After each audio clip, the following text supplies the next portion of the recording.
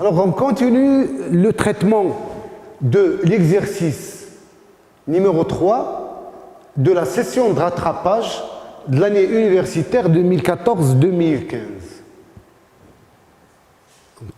Je vous rappelle qu'on a fait donc, un croisement entre deux souches à spores blanches et on a obtenu une descendance.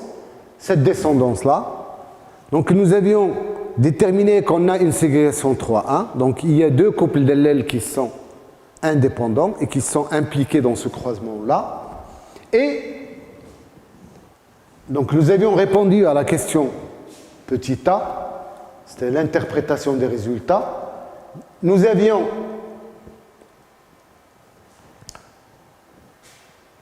aussi, donc nous avons commencé plutôt à répondre à la question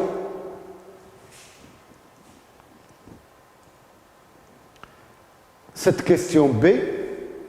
Et dans cette question-là, on nous a demandé d'expliquer par des schémas comment sont obtenus différents types de tétrades. Nous avions expliqué le type le type 7, nous avons expliqué comment est obtenue cette tétrade. Nous avions expliqué aussi comment est obtenue cette tétrade, comment est obtenue celle-là, et aussi la troisième. On est arrivé à la quatrième. On est arrivé à la quatrième. Alors, pour cette tétrade-là, comment elle est obtenue? Donc, vous avez le zygote, la méiose par la suite, donc dédoublement des chromatides. Je vais avoir donc, B1+, ici. Et là, donc, je vais avoir B1. Là, le deuxième chromosome qui porte l'allèle B2, ou bien le gène B2, donc B2+, ici, B2+, et en bas, j'ai son homologue qui porte B2.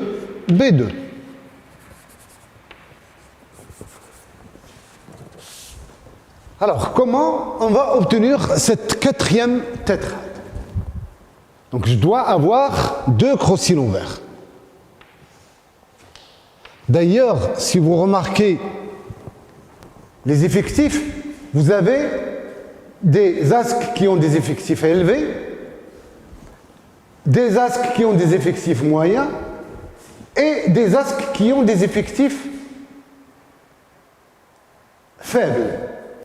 Donc il faut donc toujours, donc l'hypothèse ici, c'est que on va vérifier par la suite l'hypothèse, c'est que ces asques-là, ils doivent être obtenus sans aucun crocylon vert. Ceux-là, on va essayer de les expliquer par un seul crocylon vert. Et on va vérifier par la suite est-ce que ce que je dis est vrai ou non. Et ces asques-là, parce qu'ils présentent des effectifs très élevés, ils doivent être expliqués par deux crocylons verts. C'est une hypothèse que j'ai émise et qui va m'aider pour résoudre cet exercice-là. Donc là, j'ai dit, on va avoir deux crocylons verts, l'un entre B1 et le centre mère, et l'autre entre B2 et le centre mère. Donc cette situation-là va me donner donc, une tétrade qui contient une première spore B1, B2, une deuxième spore B1+, B2+, une troisième B1+, B2+, donc B1+, B2+, et enfin une quatrième qui est B1, B2. Donc ici, je vais avoir une spore blanche, spore noire, spore blanche. Donc BNNB. Voilà, c'est le quatrième type. Donc spore blanche, deux spores noires, spore blanche. Donc voilà comment cette tétrade est obtenue. Et ici, voilà, je vais noter les génotypes. Ici, j'ai noté les génotypes des différentes tétrades. C'est-à-dire les génotypes des spores que contiennent les différentes tétrades. Vous les avez ici, on en aura besoin pour répondre à la troisième question. Je passe maintenant à l'explication de cette tétrade numéro 5.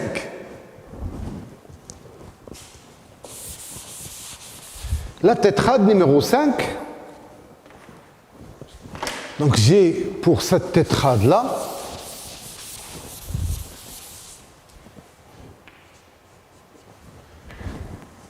une spore blanche, une spore noire, une spore blanche, une spore noire. Donc, je dois avoir la première spore qui est blanche. Une spore blanche. Donc là, je vais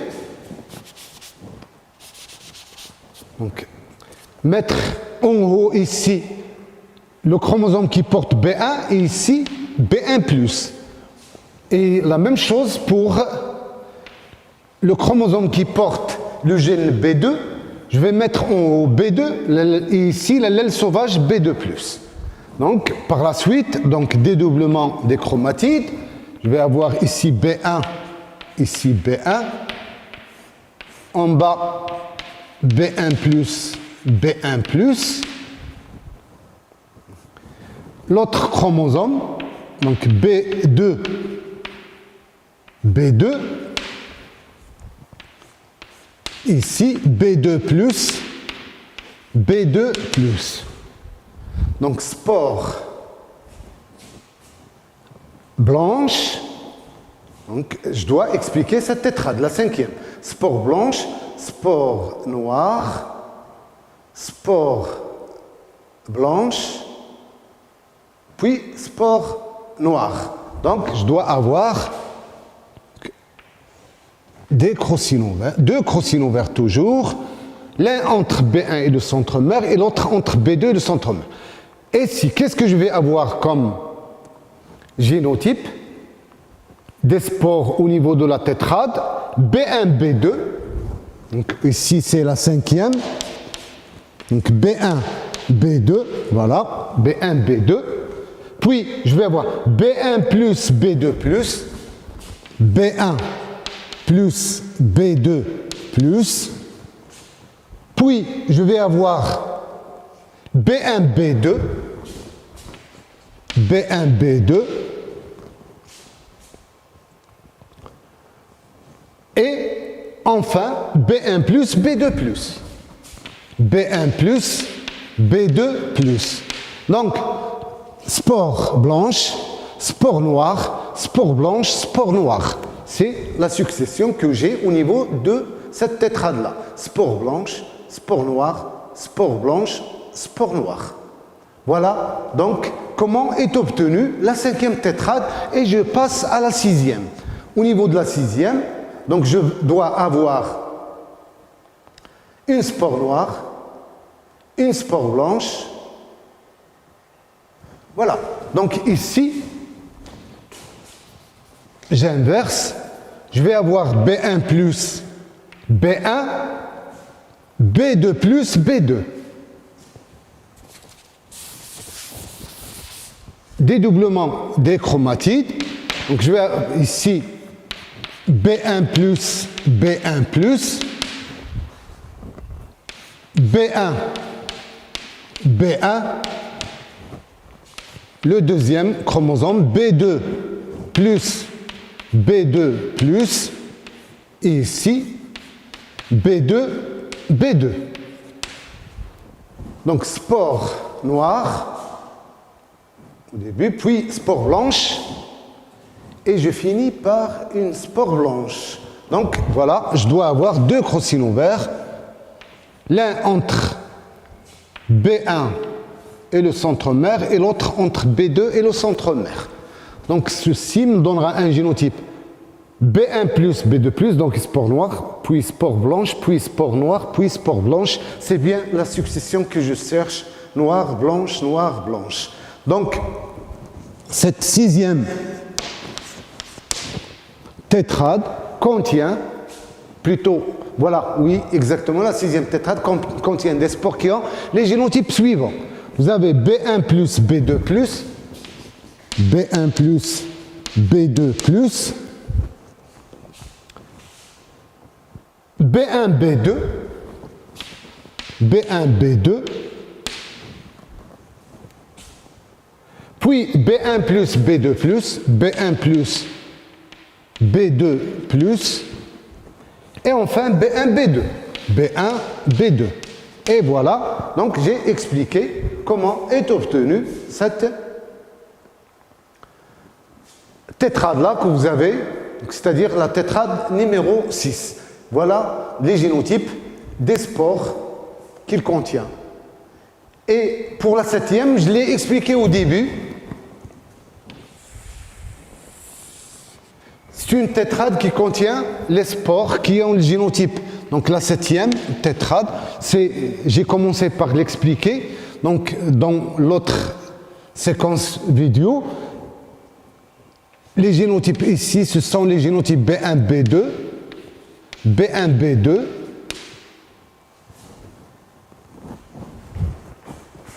Donc je vais essayer de l'expliquer, donc encore une autre fois, c'est pas grave. Donc là, je vais avoir cette disposition des chromosomes. Donc ici, c'est B1 plus B1, ici en haut, c'est B2, et en bas, l'aile sauvage B2+. C'est à la fin. C'est une disposition qui va me donner à la fin une tétrade qui est B1 plus B2.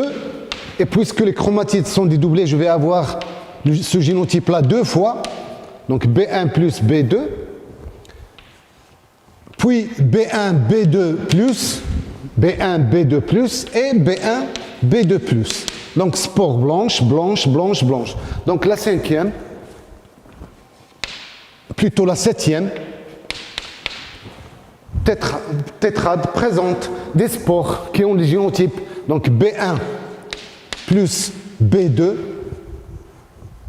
B1 plus B2, B1 B2 plus et B1 B2 plus.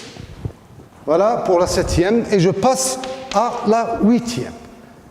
La huitième, c'est-à-dire celle-là.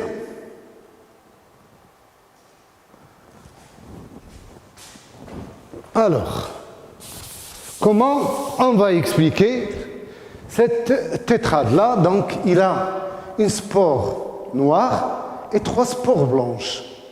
Spore noire, donc je dois avoir ici B2 plus et ici B2. Donc, je dois avoir cette disposition-là. B1 plus B1, B2 plus B2.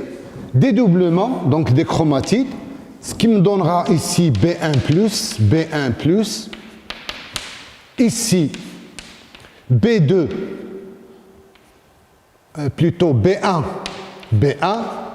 c'est-à-dire ce chromosome, et là, le deuxième chromosome, donc j'ai B2 plus, B2 plus, et ici B2, voilà. Donc là, je dois avoir une spore noire, donc ces chromatides-là, ils ne vont pas être touchés, mais puis après, dois avoir une spore blanche. Donc, soit un crocinover entre B1 et le centromère, soit un crocinover entre B2 et le centromère, c'est-à-dire un crocinover, par exemple, ici. On peut aussi l'expliquer par un crocinover entre B2 et le centromère, mais l'essentiel, il doit y avoir un seul crocinover, et bien sûr, toutes les cas sont équiprobables. Ils ont la même probabilité. Donc, dans ce cas, je vais avoir la première spore de la tétrade qui a pour génotype B1 plus B2 plus. Donc, B1 plus B2 plus.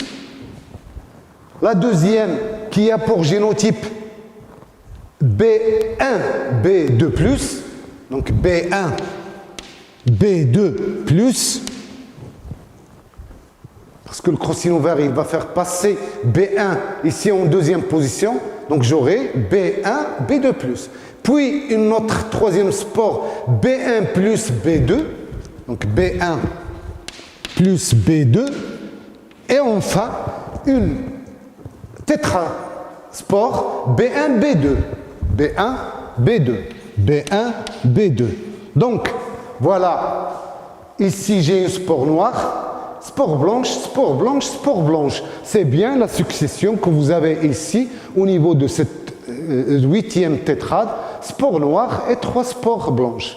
Et on va expliquer les autres par la même chose. Donc, ce seront des tétrades qui sont expliqués par un seul crocino vert.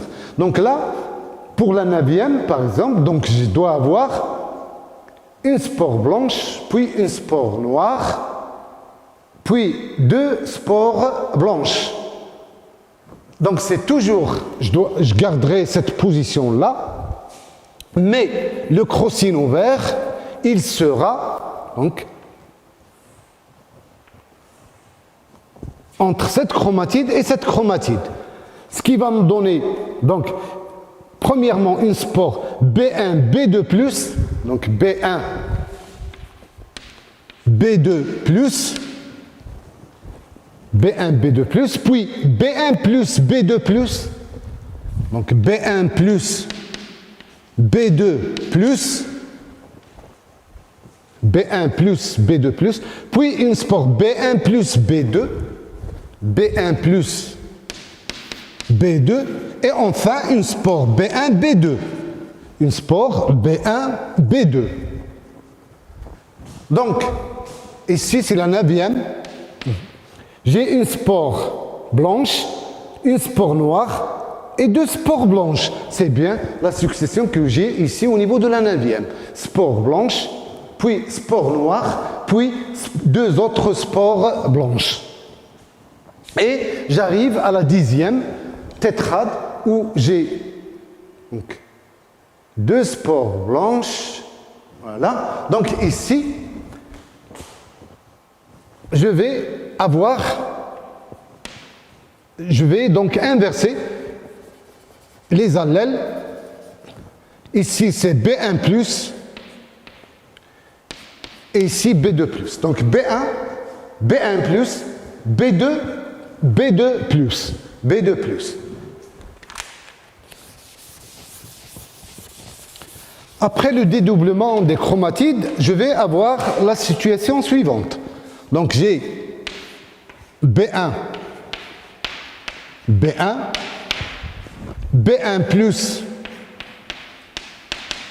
B1 plus, et ici B2, B2, et là B2 plus, B2 plus.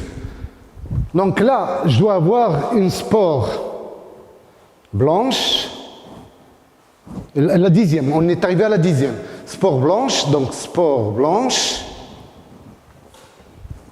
Et après, vous avez une spore noire. Donc, ça doit impliquer, au niveau du crocino vert, la deuxième chromatide et la quatrième. Et ça sera soit un crocino vert entre B et le centromère, soit entre B1 et le centromère, soit un crocino vert entre B2 et le centromère. Je vais prendre cet exemple-là. C'est la même chose. Donc, vous expliquez comment est obtenue la tétrade par un seul schéma. Donc, ici, je vais prendre, par exemple, un crocino vert entre B1 et le centromère. Donc, ça va me donner le génotype ici, B1, B2, donc la 10e tétrade, B1, B2, puis une autre spore B1, B2 aussi, puis une autre spore B1 plus. Là, c'est une spore, donc j'ai oublié, donc il y a le crocino vert, donc c'est B1 plus B2. B1 plus B2. La troisième, il est B1, B2 plus B1, B2 plus. B1, B2 plus. Et enfin, la quatrième, il va être, donc la quatrième, il doit, donc dixième, la troisième, il doit être noir. Donc celle-là, c'est B1 plus, B2 plus. B1 plus, B2 plus. Et enfin, la dernière qui va être B1, B2 plus.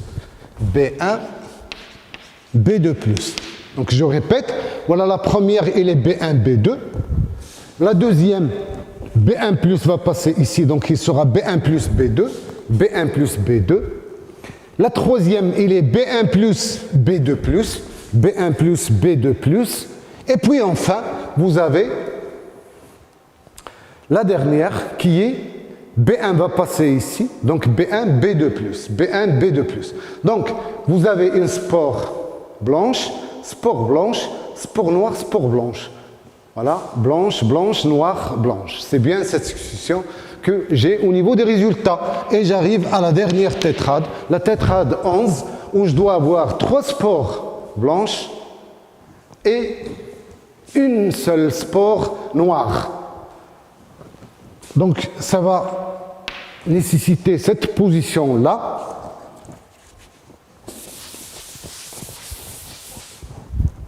Donc, j'ai ici B1 sur le chromosome homologue B1 plus sur le deuxième chromosome qui contient le gène B2, j'ai ici B2 et sur son chromosome homologue B2 et là je vais avoir un crocine ouvert là aussi. Donc je prends par exemple un crocine ouvert entre B2 et le centromère, entre B2 et le centromère, ce qui va me donner ici un génotype B1 B2, donc une spore blanche B1 B2, une autre spore B1 B2 plus, B1 B2 plus, donc B1 B2 plus, une autre spore B1 plus B2, B1 plus B2, et enfin une quatrième B1 plus B2 plus. Donc une spore blanche, une spore blanche, une spore blanche, et puis une spore noire. Donc voilà comment sont obtenues ces différentes tétrades.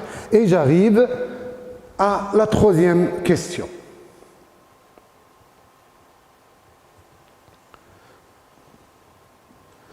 Donc dans la troisième question, on demande de donner les pourcentages des DP, des DR et des tétratypes. Donc je reviens au tableau des résultats.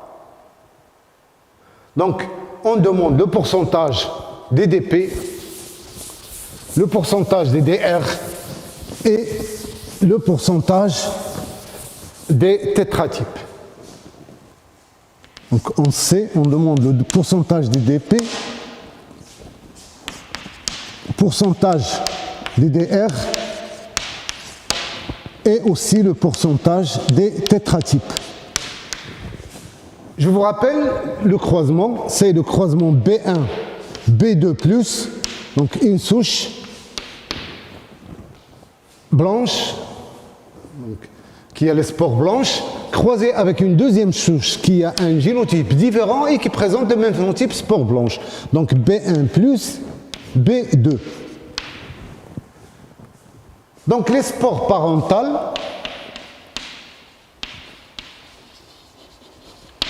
ce sont des spores B1, B2+, et B1+, B2.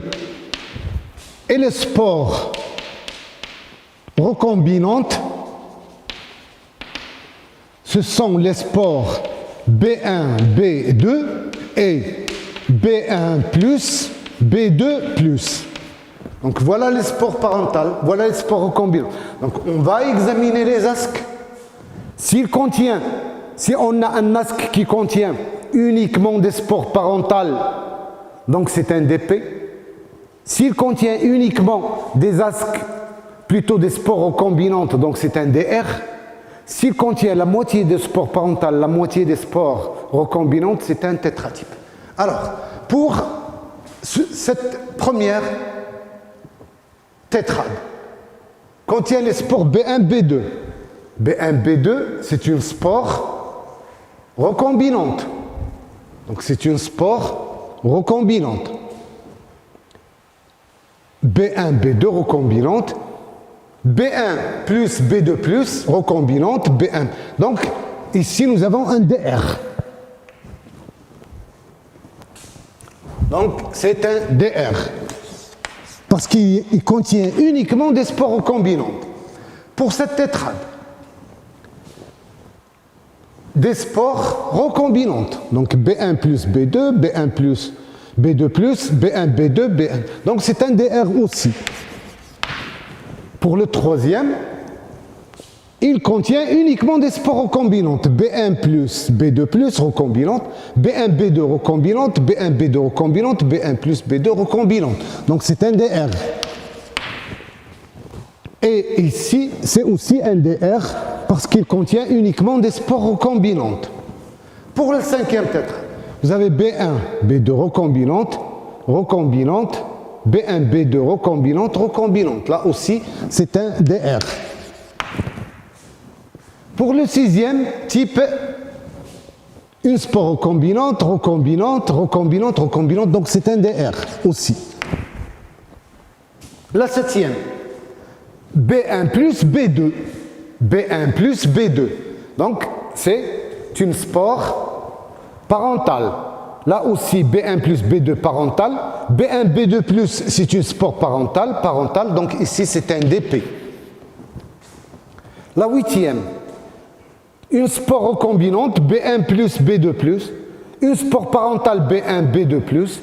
Une spore parentale, une spore recombinante. Donc vous avez la moitié des spores ici qui sont recombinantes et la moitié qui sont des parentales. Donc ici, c'est un tétratype. Là aussi, vous avez des spores recombinantes, ce sont ces spores-là, B1, B2 et B1 plus, B2 plus, et les autres, ce sont des spores. Les spores recombinantes, ce sont les spores B1 plus, B2 plus et B1, B2. Et les autres, ce sont des spores parentales, donc c'est un tétratype. Donc la moitié des spores sont parentales et la moitié sont recombinantes. La même chose ici. Vous avez les spores recombinantes, ce sont les spores B1, B2 et B1 plus, B2 plus, et les autres sont les spores B1 plus, B2, et les spores B1, B2 plus, ce sont des spores parentales, donc c'est un tétratype. La même chose ici, vous avez la moitié des spores qui sont parentales, voilà B1 plus, B2 plus et B1, B2, et la moitié qui sont parentales, ces spores-là, B1, B2 et B1 plus. Ici, c'est B1, B2 plus plutôt. Et ici, c'est B1 plus, B2. C'est un tétratype. Voilà. Donc, on a déterminé à quel type appartient chaque tétrade. Donc, le pourcentage des DP est égal. Les DP. J'ai septième type. Septième type, ils ont un effectif de 292. 292 sur le total, donc fois 100. Le total, on a travaillé sur... Donc vous faites le total des asques, hein, fois 100. Ça va vous donner le pourcentage des DP. Puis le pourcentage des DR, c'est... Donc vous faites la somme, c'est 144 plus 144, 144 plus 144, plus 1 plus 1 plus 1 plus 1, ça fait plus 4, plus donc 4 fois 1, sur le total, fois 100. Et le pourcentage des tétratypes, c'est 54, donc ce sont ces tétrades-là, 54 fois 4, 54 fois 4 sur le total des asques fois 100. Voilà, donc vous faites les calculs, ça va vous donner les pourcentages des différents types de tétrades, les DP, les DR et aussi donc les tétratypes, et vous allez remarquer que le pourcentage des DP est égal au pourcentage des DR parce que les deux gènes sont indépendants.